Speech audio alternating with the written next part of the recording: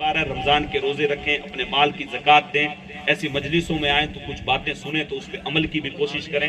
فرضی درگاہیں آپ سب کو پتہ ہے کہاں ہیں، کہاں پہ بزرگ دفن نہیں ہے۔ کوئی بھی بٹھے والی درگاہ ہے وہ فرضی ہے، بٹھے کے اوپر کوئی بزرگ دفن نہیں ہے۔ یہ 9 گجے جتنے ہیں سارے فرضی ہیں، کوئی 9 گجا نہیں ہے۔ یہ کوئی 9 گج کے آدمی کوئی تھے، پتہ نہیں کون تھے، کوئی نہیں تھے، یہ سارا اسی فرضی وڑا چل رہا ہے۔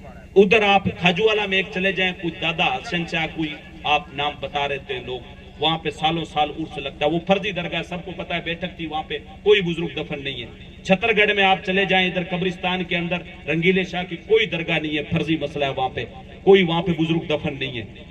اس کے علاوہ جو آپ لوگوں کو سب کو پتا ہے کہاں پہ فرضی درگاہیں، آپ کو اللہ نے آنکھیں دی ہیں، آپ کو عقل بھی دی ہے، پاؤں بھی دیے ہیں، سارا کچھ دیا، تو آپ لوگ اندازہ لگا سکتے ہو کہاں پہ بزرگ دفن ہے۔ اور نہیں حضرت ہمیں تو پتہ ہی نہیں ہے۔ آپ کو کیسے پتہ نہیں ہے؟ آپ کو یہ کیسے پتہ ہوتا ہے فلاں بکرا کون سی نسل کا ہے؟ آپ کو یہ کیسے پتا ہوتا ہے کہ یہ دودھ اچھی کوالٹی والا ہے، یہ خراب ہے؟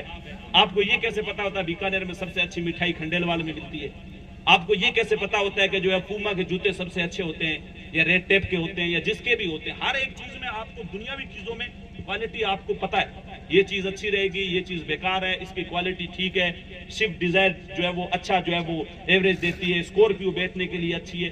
گاڑیوں سے لے کے گھر کے مکان کے ڈیزائن تک، جوتوں سے لے کے کپڑے کے کلر تک، آپ کو ہر ایک چیز کے بارے میں ایک ایک چیز پتا ہے۔ لیکن آپ کو یہ نہیں پتا حضرت ہمیں تو پتا نہیں ہے کوئی یہاں پہ ہے یا نہیں ہے، ہم تو بس ویسے ہی جا رہے ہیں، ہم تو کسی نے بکرا بنایا تھا بلا لیا، ہم تو کھانے چلے گئے، ہم کو وہاں پہ فاتحہ تھوڑی پڑ رہی ہے۔ تو کھانے کے لیے تو آپ مر تھوڑی رہے ہو، تو آپ کے پاس کھانے کے لیے گھر پہ گوشت نہیں، ہر کسی کو نصیب ہے، آج کل تو کوئی اتنا فقیر نہیں ہے۔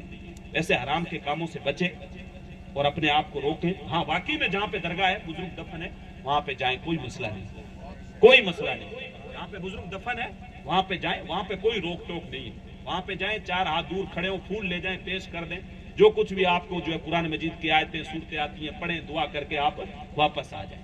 لیکن جہاں پہ کوئی ہے ہی نہیں تو وہاں پہ آپ کو رونے کے لیے جا رہے ہیں، وہاں کیوں جا رہے ہیں؟ کوئی تک ہی نہیں بنتا وہاں جانے کا۔ اور جاہل نہ بنے، اتنا کچھ اگر میں بتا دے رہا ہوں آپ کو یا کوئی بھی عالم بتا دے رہا ہے، اس کے باوجود بھی اگر آپ جاتے ہیں تو پھر ہم لوگ بری ذمہ ہیں، پھر ہمارے ذمہ کچھ نہیں ہے۔